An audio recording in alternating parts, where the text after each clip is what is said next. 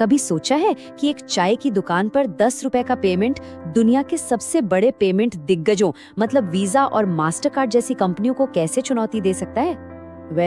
भारत ने यूपीआई के साथ ठीक यही कर दिखाया है। ये एक ऐसी क्रांति है जिसने न सिर्फ हमारे पैसे देने का तरीका बदला बल्कि पूरी दुनिया के फाइनेंशियल सिस्टम को हिला कर रख दिया है। मजेदार बात है ना कि एक डिजिटल पेमेंट सिस्टम टॉफी बनाने वाली कंपनियों को कैसे असर कर सकता है। लेकिन ये सिर्फ एक मजेदार फैक्ट नहीं है, ये इस बात का सबूत है कि यूपीआई भारत की अर्थव्यवस्था में कितनी गहराई तक समा चुका है। तो चलिए इस क्रांति की एक एक परत को खोलकर देखते हैं। तो हम इस कहानी को कैसे समझेंगे? देखिए, पहले हम बात करेंगे यूपीआई से पहले के दौर की, जब पैसे भेजना एक पहेली जैसा था। फिर देखेंगे कि कैसे यूपीआई एक गेम चेंजर बनकर आया। इसके बाद हम ये जानेंगे कि इसने वीजा मास्टरकार्ड जैसे दिग्गजों को कैसे पीछे छोड़ा और अब ये दुनिया में कैसे फैल रहा है। और आखिर में इसके भविष्य और चुनौतियों पर भी नजर डालेंगे। अगर याद हो तो कुछ साल पहले किसी को पैसे भेजना एक मिशन से कम नहीं था। बैंक की लंबी लंबी लाइनें, मुश्किल से भरे जाने वाले फॉर्म्स और मनी ऑर्डर का इंतजार, कितना झंझट था। और ऐसा नहीं कि तब डिजिटल पेमेंट्स नहीं थे, पर वो भी कोई आसान काम नहीं था। देखिए, डिजिटल पेमेंट की दुनिया कोई रातों रात नहीं बनी, ये धीरे धीरे आगे बढ़ी। पहले ईसीएस आया जिससे सैलरी और पेंशन आसान हुई। फिर आरटीजीएस आया बड़े बड़े लेन देन के लिए। एनईएफटी ने छोटे ट्रांसफर को मुमकिन बनाया। और फिर आईएमपीएस ने हमें पहली बार मोबाइल से तुरंत पेमेंट का मजा दिया। लेकिन हर सिस्टम में कुछ ना कुछ कमी रह ही जाती थी। उस वक्त के जो पेमेंट सिस्टम थे ना, वो एक उलझे हुए जाल की तरह थे। जैसे आरटीजीएस सिर्फ बड़े अमाउंट के लिए था, एनईएफटी में पैसे पहुंचने में आधा घंटा या उससे ज्यादा लग जाता था। और आईएमपीएस भले ही तुरंत था, पर उसे इस्तेमाल करना उतना आसान नहीं था। मतलब हर सिस्टम के अपने नियम, अपनी सीमाएं। एक आम इंसान के लिए ये सब समझना बहुत मुश्किल था। जरा सोचिए, किसी को पैसे भेजने के लिए पहले उनका अकाउंट नंबर, फिर आईएफएससी कोड और न जाने क्या क्या डिटेल्स चाहिए होती थी। और तो और पहली बार किसी को पैसे भेजने पर एक कूलिंग पीरियड का इंतजार करना पड़ता था। ये सब इतना पेचीदा था कि ज्यादातर लोग कैश इस्तेमाल करना ही सही समझते थे। डिजिटल पेमेंट आम आदमी की जिंदगी का हिस्सा बन ही नहीं पा रहा था। और फिर साल 2016 में एक बड़ा धमाका हुआ। National payments corporation of India यानी एनपीसीआई ने एक ऐसा सिस्टम पेश किया जिसने भारत में पेमेंट की दुनिया को हमेशा हमेशा के लिए बदल दिया। यूपीआई सिर्फ पैसे भेजने का एक और तरीका नहीं था, ये एक पूरी की पूरी क्रांति थी। इसने हमारे सारे बैंक अकाउंट्स को एक मोबाइल ऐप में लाकर रख दिया। मतलब हमारी पूरी फाइनेंशियल दुनिया हमारी उंगलियों पर आ गई। और यूपीआई का असली जादू यही था। इसने अकाउंट नंबर, आईएफएससी कोड जैसी लंबी चौड़ी डिटेल्स की जगह एक सिंपल सी याद रखने लायक आईडी दे दी, जिसे वर्चुअल पेमेंट एड्रेस या वीपीए कहते हैं।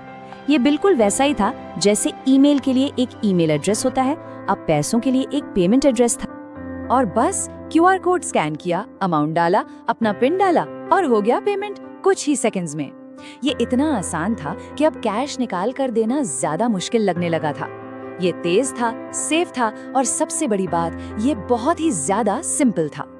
और इसी सादगी और आसानी ने दुनिया के पेमेंट मार्केट में हलचल मचा दी। वीजा और मास्टरकार्ड जो दशकों से इस बाजार पर राज कर रहे थे, उनके सामने भी एक ऐसा नया खिलाड़ी था जिसके बारे में उन्होंने सोचा भी नहीं था। देखिए, वीजा और मास्टरकार्ड का पूरा बिजनेस मॉडल एक छोटी सी चीज पर चलता है, MDR यानी मर्चेंट डिस्काउंट रेट। जब भी कोई अपना कार्ड स्वाइप करता है तो दुकानदार को उस पेमेंट का एक छोटा सा हिस्सा एक फीस के तौर पर बैंक और कार्ड कंपनी को देना पड़ता है। यही उनकी कमाई का मेन जरिया है। और भारत सरकार ने एक बहुत बड़ा ऐलान किया, सभी यूपीआई ट्रांजैक्शन पर मर्चेंट डिस्काउंट रेट यानी MDR होगा 0%। ये एक गेम चेंजिंग फैसला था। रातों रात देश के लाखों छोटे दुकानदारों, सब्जी वालों और व्यापारियों के लिए डिजिटल पेमेंट लेना एकदम मुफ्त हो गया। अब उन्हें ना तो महंगी कार्ड मशीनें लगवानी थी और ना ही हर पेमेंट पर कोई फीस देनी थी। तो अब ये एक बहुत ही वाजिब सवाल उठा है कि अगर कोई भी फीस नहीं दे रहा है तो फिर ये कंपनियां पैसा कैसे कमाती है? और इसका जवाब है डेटा। आज के दौर का नया सोना। जब करोड़ों लोग यूपीआई इस्तेमाल करते हैं तो पेमेंट कंपनियां उनके खर्च करने के तरीकों का एनालिसिस करती हैं। ये जो गुमनाम डेटा होता है, ये दूसरी कंपनियों के लिए बहुत कीमती होता है और यही उनका नया रेवेन्यू मॉडल है। लेकिन यूपीआई की कहानी सिर्फ भारत में ही खत्म नहीं होती। भारत की जबरदस्त कामयाबी ने पूरी दुनिया का ध्यान अपनी ओर खींचा और अब यूपीआई ग्लोबल स्टेज पर अपनी पहचान बनाने के लिए पूरी तरह से तैयार है। जैसे यूपीआई ने भारत में वीजा और मास्टर कार्ड को चुनौती दी, ठीक वैसे ही अब ये दुनिया में स्विफ्ट जैसे सिस्टम को टक्कर दे रहा है। स्विफ्ट जो सालों से इंटरनेशनल मनी ट्रांसफर का बादशाह रहा है, वो अक्सर धीमा और महंगा पड़ता है। वहीं यूपीआई का सिंपल और सस्ता मॉडल इसे एक जबरदस्त विकल्प बनाता है। एनपीसीआई अब यूपीआई को पूरी दुनिया में लेकर जा रहा है। सिंगापुर, भूटान, यूएई जैसे देश तो इसे अपना भी चुके हैं। और तो और अमेरिका के फेडरल रिजर्व ने भी अपने फेड नाउ सिस्टम के लिए यूपीआई से ही प्रेरणा ली है। सोचिए, ये भारत के लिए कितनी बड़ी बात है। लेकिन हर बड़ी कामयाबी की तरह यूपीआई का रास्ता भी चुनौतियों से खाली नहीं है। इतनी तेजी से बढ़ने की अपनी कुछ मुश्किलें भी होती हैं। देखिए, रोज रोज अरबों ट्रांजैक्शन का दबाव झेलना आसान नहीं है। इससे सिस्टम पर लोड पड़ता है और क्योंकि ये मुफ्त है तो बैंक इसमें और ज्यादा पैसा लगाने से हिचकाते हैं। और जब कोई ट्रांजैक्शन फेल होता है तो ये तय करना मुश्किल हो जाता है कि गलती किसकी है। और ये हमें एक बहुत बड़े सवाल पर लाकर खड़ा कर देता है। क्या भारत का ये मुफ्त पेमेंट मॉडल सच में दुनिया के उस फाइनेंशियल सिस्टम पर जीत हासिल कर सकता है जहां हर चीज मुनाफे के लिए होती है? यूपीआई ने भारत को तो बदल दिया है, पर क्या ये दुनिया को भी बदल पाएगा?